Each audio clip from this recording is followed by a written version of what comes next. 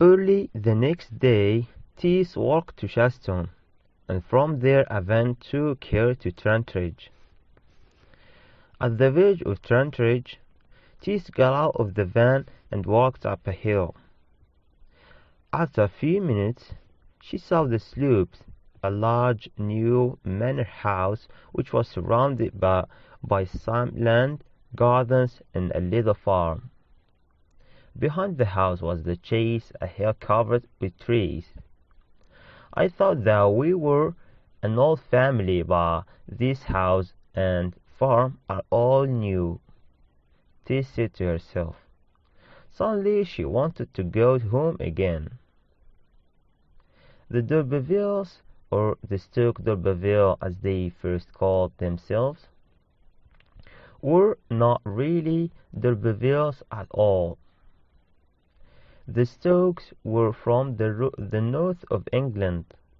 The family had given themselves the name of d'Urberville when they came to live in the south of England.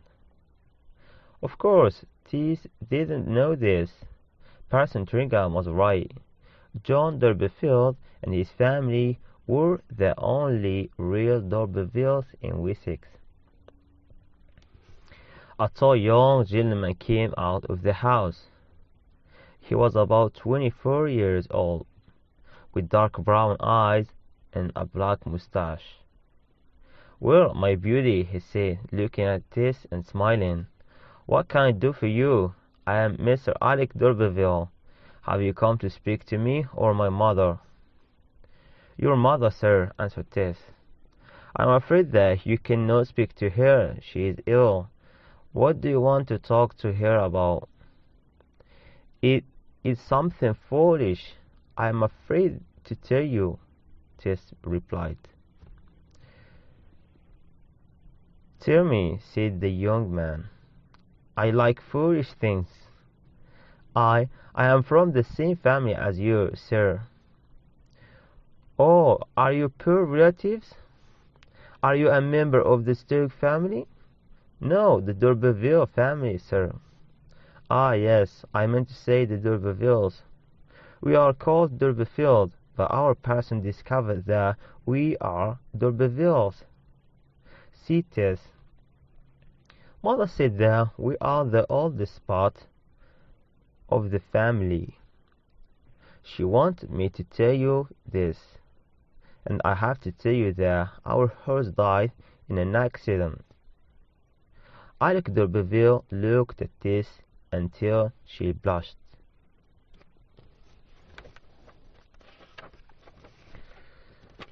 "Well, where do you live, my pretty girl?" he asked. "What do you do?" Tess told him about her home in Marlow and her family. She told him that she helped her father to look after his chickens. Finally she said, "I will go back to Marlow on the van from Trantridge, sir." "It's some time before the van returns," he said. "Until then, let's walk in the gardens. Do you like strawberries, my pretty cousin?" As they walked through the gardens, Alec d'Urberville picked the sweet red fruit and put some into a basket. Suddenly he held one of the strawberries up to Tess's mouth. She was embarrassed. She didn't want to eat the fruit from the young gentleman's fingers, but he smiled and kept asking her to eat the strawberry. At last Tess blushed and opened her mouth. Then Alec d'Urberville picked some red flowers and put these in the basket too. "What is your name?" "Tess d'Urberville," she replied. "And your horse died?" I killed him," she said, and as she told him about the accident, her eyes filled with tears. "Perhaps my mother can find work for you here," he said. "But you will not use the name of d'Urberville. You will keep your name of d'Urberville, all right, Tess?" The next day, a letter came to D'Urberville's cottage. It was from Mrs. d'Urberville. John d'Urberville was excited. "The old lady wants you to go and look after her chickens, Tess," she said. "But I didn't see her," said Tess. "I met her son." "Well, he spoke to his mother, and now she wants you to go to their farm," said Mrs. d'Urberville. "I don't want to go. I don't want to go. I want to stay here with you and father," said Tess.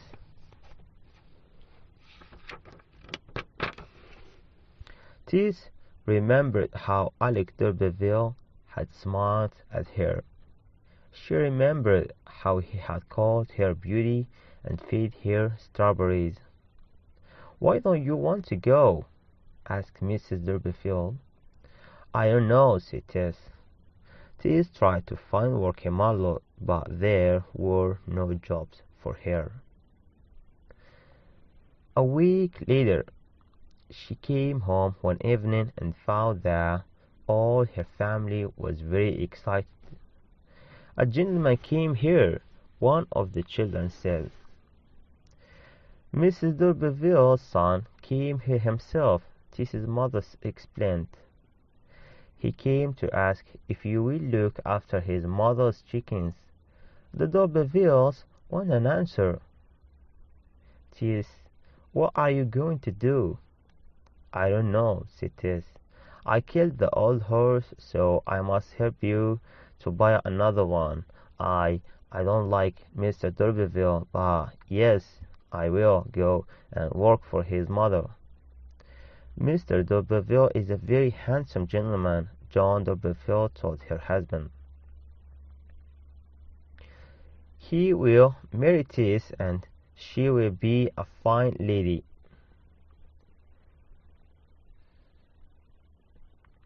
The day came for Tess to go to the slopes at Trantridge. Her mother went with her to the edge of Marlott village, and they waited. Then a van arrived to take Tess's luggage. A few minutes later, Alec d'Urberville arrived in a gig, and Tess climbed into it. She said goodbye to her mother, and Alec d'Urberville drove away down the hill. They were traveling. They were traveling at a very fast speed, and Tess was frightened. But she tried not to show that she was afraid. She put her hand on d'Urberville's arm. "Don't touch my arm," he said. "Put your arms around my waist." Tess held Alec's waist until the gig reached the bottom of the hill. Then she took her hands away. At the top of the next hill, Alec said, "Put your arms around my waist again, my beauty." "No," said Tess, and she held on the seat of the gig as tightly as she could. She didn't want to touch him. Alec d'Urberville turned his head towards her and smiled. He stopped the horse. "Let me kiss you, Tess, and I will drive slowly," he said. "Will nothing else stop you from driving so fast?" she said. But when Alec d'Urberville tried to kiss her, Tess moved her head away quickly. "Now I will kill both of us," he said angrily. He was going to make the horse leap forward again when Tess spoke.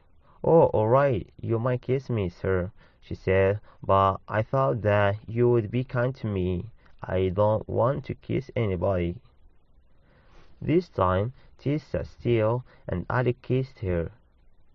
Immediately she wiped her cheek with her handkerchief. "You will be sorry that you did that," he told her. "Let me kiss you again, and this time no handkerchief." At the moment, Tess's hat blew off into the road, and she jumped down to get it. "I shall walk now," she said. "It's 5 or 6 miles to Trantridge," said Alec. "I don't care," Tess replied. Alec d'Urberville called her every bad name that he could think of. "I hate you," she told him. "I will go back to my mother." Suddenly d'Urberville began to laugh. "Listen," he said. "I will never do that again, I promise."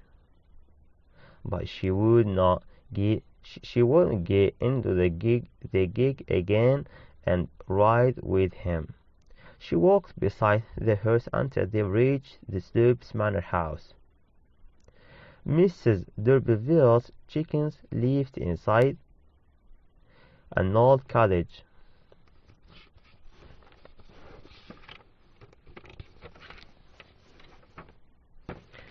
The cottage stood the cottage stood in a garden surrounded by a wall. The wall was about 4 feet high, and it had wooden gilding. On the first morning after Tess arrived, a servant came. A servant came from the manor house. She told Tess to take some of the chickens to the old lady. She also told her that Mrs. d'Urberville was blind. Mrs. d'Urberville heard Tess and the servant come into the sitting room of her big house. The old woman was sitting in a large chair. She had white hair and was about 60 years old. She was a widow. Her husband, Simon Stoke d'Urberville, had died a year before. "Are you the young woman who is looking after my birds?" Mrs. d'Urberville asked. "I hope that you will be kind to them." The blind old woman took the 2 chickens from Tess's arms and touched each bird carefully with her fingers. She checked that they were healthy and gave them back to Tess. Then she took the chickens from the servant and did the same thing. "Can you whistle?" she asked Tess. "I want you to whistle to my birds every day. You must practice." "Yes, ma'am," said Tess. Mrs. d'Urberville knew nothing about Tess's family. Alec had not told her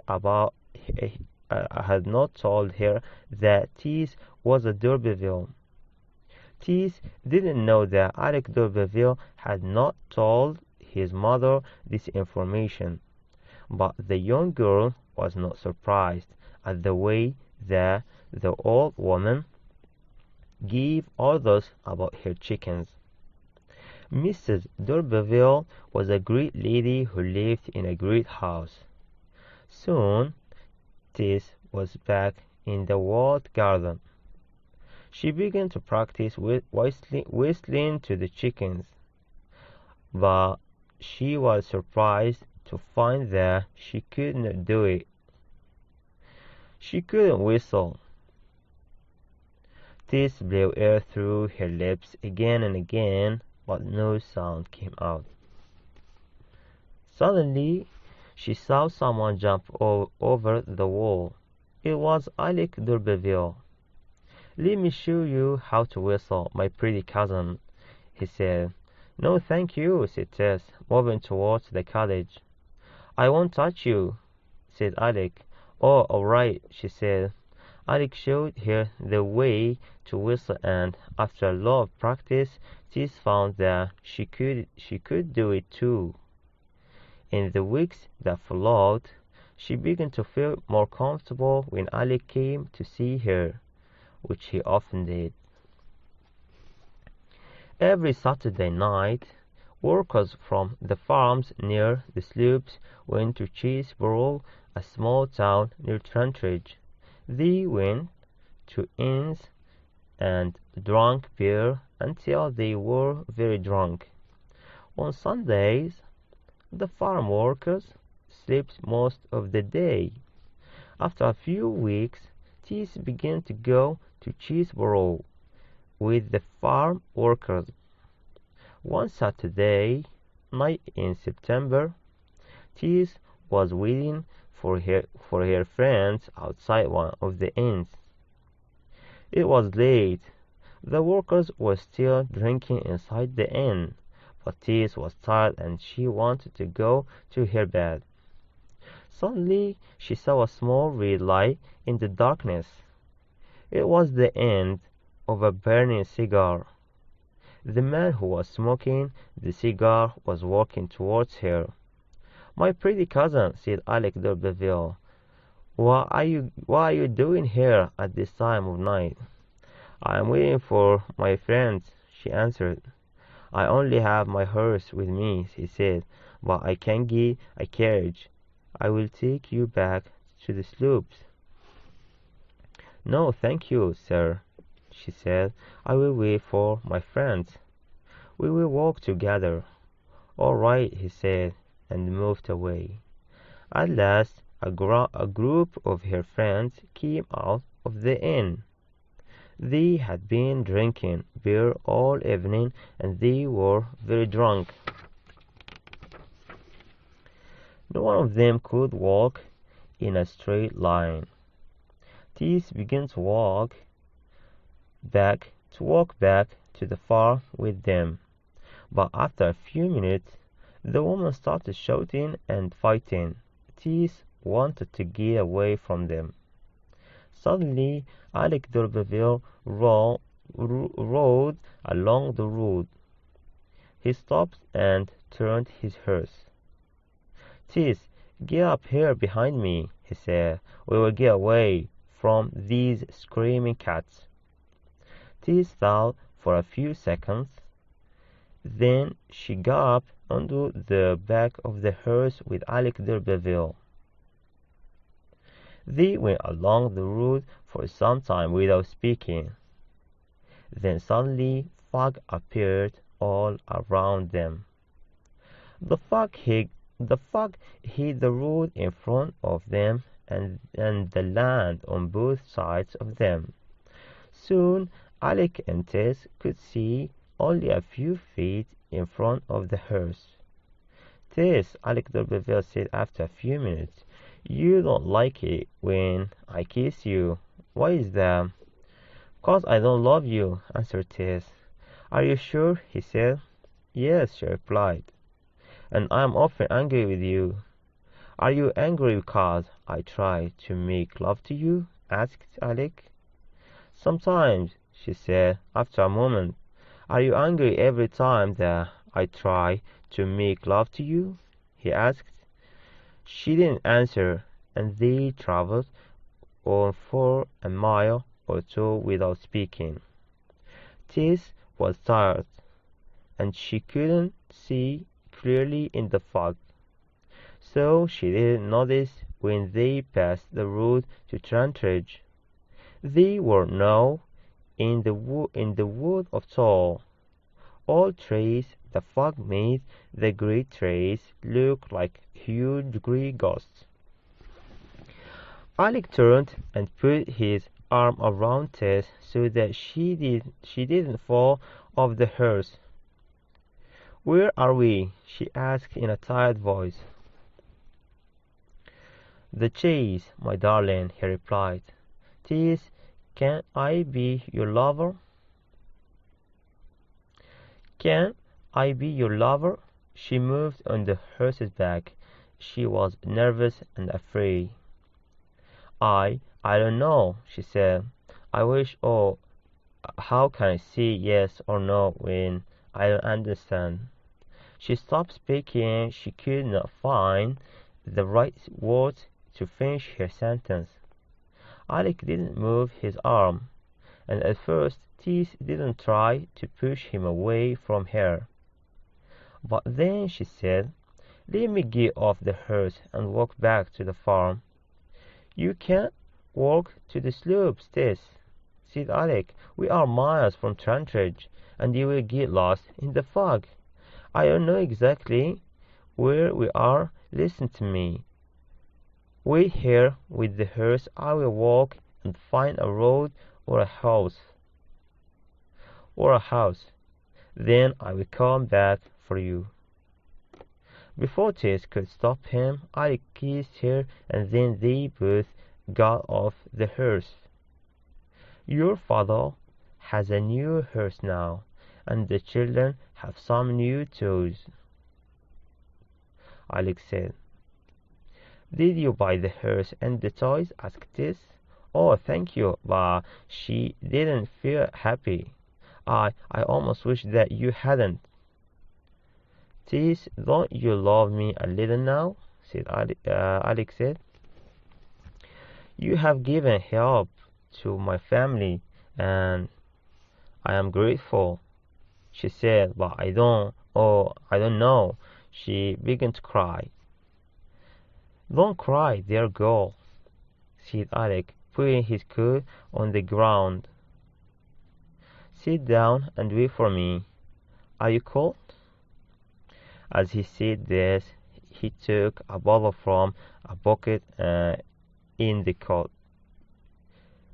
He opened the bottle and held it to Tess's mouth. Drink this, he said. It will warm you. He put the coat around her body as she drank. Rest here, he said. I will come back soon. Tess heard Alec walk away, but she was suddenly very tired again, and her eyes were closing. When Alec returned, Tess was asleep. He looked down at her. She was so beautiful in her white dress. Tess, he said softly. She didn't answer. There was darkness and silence all around them. Above them were the great trees of the chase where the birds slept.